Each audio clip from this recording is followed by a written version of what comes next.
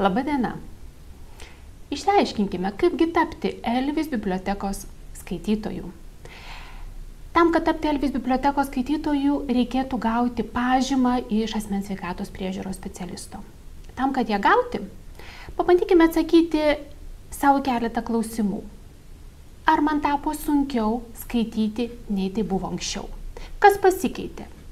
Jeigu atsakote savo taip, pabandykime suprasti, kas trukdo skaityti šiandieną.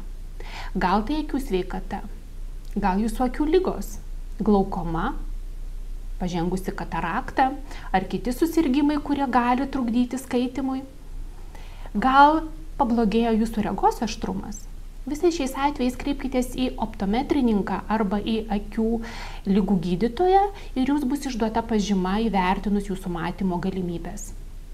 Galbūt turėjote sunkią ligą, turėjote galvos smegenų insultą, galbūt patyrėte traumą, turite stuburo problemų, galbūt turite rankų problemas, jūs kankina lėtinis rankų sąnarių artritas ir jums tiesiog sunku laikyti knygą rankose.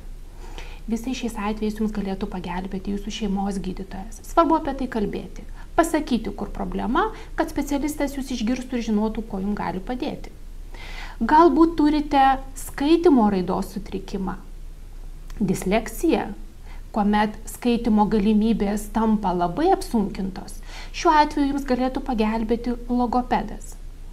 Taigi išdrįskite pripažinti, kur problemos, pasakyti savo, kad aš turiu problemų ir kreiptis į specialistus.